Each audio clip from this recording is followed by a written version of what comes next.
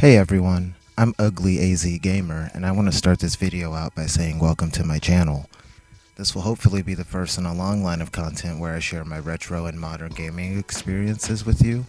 However, I'll save the boring introduction for another day, because this kind of feels like that first day of class when the teacher makes you stand in front of everyone and tell them what your goals and ambitions are. Anyway, today class, I'd like to confess to two deadly gaming sins.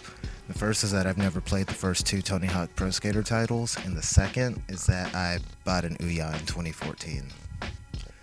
The Ouya is the focus of the conversation today, seen mostly as a joke within the gaming community.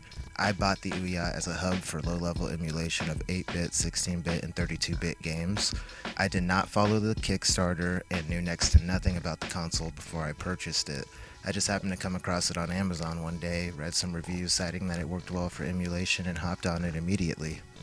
I was attracted to the fact that it was pretty much a plug-and-play solution for emulation, which has always been a pain in the ass, even on PC. And as a casual gamer throughout most of my teenage years, I never desired to have anything other than what the Ouya is capable of processing. Plus, I love the fact that it was an Android-based machine, meaning that Android APKs could easily be sideloaded onto it after it was jailbroken. Most of my time spent with the Ouya was for running sideloaded apps, and it was always my go-to for Android games with controller support. After sideloading, I was able to play Grand Theft Auto 3, Vice City, Chinatown Wars, all on the console, and any Android game with controller support that was made to run on Android 4 point whatever it was, it was capable of running quite well on the system, and it especially handled PlayStation 1 emulation quite well without much need to tinker with the settings. But emulation of any system is not flawless, especially on the Ouya. It struggles to run N64 games well, but it is possible with the right settings. Sega Saturn emulation is pretty much non-existent, and the Dreamcast emulation is more of a headache than it's worth. However, the console runs the PPSSPP emulator exceptionally well, and there was even an official patch supporting it at the time of its relevance. It's crazy to have such a small console that is not capable of playing certain titles from the late 90s, but it is capable of playing games that were released during the early 2000s for more powerful hardware. But that's what I've always loved about the Ouya. I've never regretted my purchase, and it was easily worth the nearly $100 I spent for it at the time of its release. Even though devices such as the Raspberry Pi or the Nvidia Shield have quickly overshadowed the Ouya, you have to keep in mind that those devices were still coming into their own, during the conception and release of the Ouya, and I think it's safe to say that those consoles might not have been possible without the development of the Ouya or the interest in the marketplace that was sparked by it, and that includes the trend of micro consoles. It's felt relieving over the last few years to already have a console loaded up with everything I might possibly want to play from the 80s and 90s without the wave of disappointment that surrounded the NES Classic and the PlayStation Classic, relating to a lack of titles that people wanted or, the overall lack of other user-friendly features that emulators on the Ouya already had.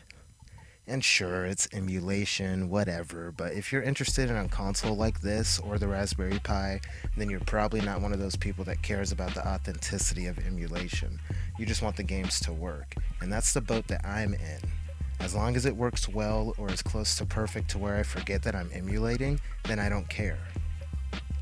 This is not a review of the console. I just felt the need to briefly explain why I admire the Ouya, and since I already own it, since I spent money on it, I'm going to use it even if it is outdated. I definitely recommend the console to anyone who can come across a good used one that was already initially set up. As you probably know, the Ouya was acquired by Razer and the marketplace is no longer active, meaning that if you did not set up your console with the initial updates and patches, you pretty much have a paperweight that lacks the proper interface to actually do anything. There are workarounds if you're savvy and patient enough, that include connecting the console to your PC and using commands, but, I don't want to do any of that as a casual gamer, and you probably don't want to either.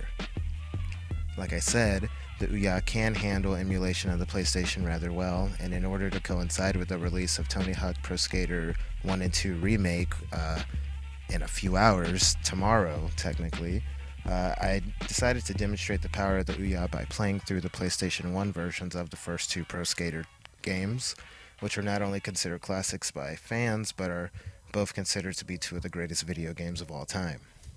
However, it may shock some of you to hear that as a 26-year-old who is a huge fan of skateboarding and the extreme era of the late 90s and early 2000s, that I have never actually played through the original titles, other than the random session here or there over the last 20 years, but I never took the time to play in succession, explore, or have an understanding of the differences and mechanics between the first two titles. That being said, I consider myself a massive fan of the Tony Hawk series. The third Pro Skater was pretty much my first video game, and I know it inside and out after playing it for the last 20 years. The third title is the best in my opinion, but the fourth title was the last time that the series was great before veering too far into stupidity, with Underground being the truly last good title in the series and effectively marking the death of it in my opinion. But while this video is not a review of the Ouya, it's also not a review of the Pro Skater titles either. I just wanted to express my admiration for the Ouya console and the Tony Hawk series. I spent several hours playing both titles through the EPSXE emulator on the console and would recommend this app in particular for several reasons. It was not officially on the Ouya, so it would have to be side-loaded, which is, simple enough, but I found it to work smoother than the PSSE emulator that was officially on the Ouya's marketplace. I've personally had better compatibility with the games that I prefer to play, and I prefer the user interface design of EPSXE rather than FPSE. Whichever one you choose, both apps support shaders and even OpenGL integration, but for the best overall results, I recommend sticking with regular hardware rendering or hardware and shader rendering depending on the title. I more often than not found the OpenGL integration to be more hindering than beneficial, causing more issues in games such as assets not loading properly and menus not appearing that should be there, and other issues like that and glitches which will probably be more noticeable in games that you are already familiar with. It's always much easier to notice when something's not running correctly if you're aware of how it's supposed to run on its native hardware. But once you get things set up correctly, it really is a worthwhile experience using the Ouya to emulate the PlayStation 1, especially if you connect PlayStation 3 controllers to the console, which I certainly recommend, because that caused me to forget multiple times that I was even playing on the Ouya. The advantage of save states and the easy implementation of cheat codes were more advantages of emulation that I was happy to have available, even if I did not always feel the need to utilize them. Just to demonstrate the emulation of the Ouya, I recorded a few minutes of the original Pro Skater on the Gameboy Color. Now, I did in fact play this version of the game back in the day. I briefly had a green Game Boy that was handed to me by a cool neighbor, and I bought a copy of the game down at Bookman's. It was fun, but definitely a limiting title, so I never loved it. However, the Ouya does a fantastic job of emulating the experience, and it is nice to relive it on a much bigger screen and with a controller. Just for demonstrative purposes, I also recorded some of the Game Boy Color version and Game Boy Advance versions of Pro Skater 2. I never quite figured out the controls, so excuse the terrible gameplay, but at least this proves that it is possible and does run well. Finally, here's an example of Pro Skater 2 on the Nintendo 64 emulator.